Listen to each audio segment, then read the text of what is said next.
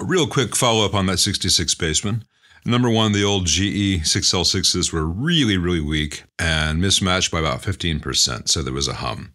So those have been changed out with some TAD 6L6 GC STRs. Everything's sounding great. There was a slight hum. I added an additional cap on the bias pot, as I've shown in other blackface and silverface era Fender videos. That hum is now gone. The vibrato channel had really diminished high-end response, treble response compared to the normal channel. And the switch here was very intermittent. Sometimes it would connect, sometimes it would not. I've got a new Switchcraft switch on order. I've got the wires connected here, so we have output. The bright cap is temporarily disconnected. It does measure fine. The difference between the two channels I found was the mids resistor, which are these two. This one on the normal channel measured about 9K, which is a little bit high, but not much. This one, however, measured 18K, which was way high, and it started off life nominally as a 6.8K, so almost trebling in value is a big no-no, big warning sign. But that's why this channel had relatively few highs, because the tone stack wasn't doing very much.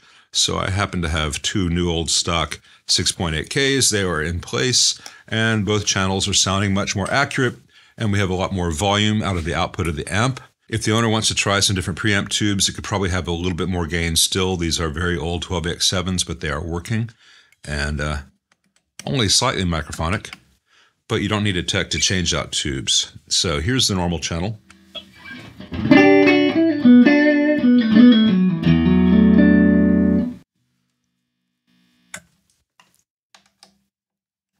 And the vibrato channel.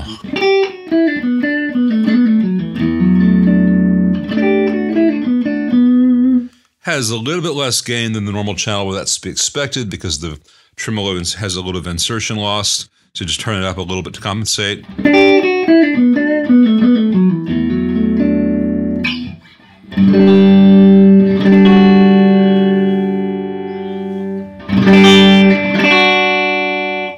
And all that high end is back now. So I have ordered the new slider switch here for the bright cap, and I've ordered a 3-conductor cable. Other than that, I think the amp is pretty much done.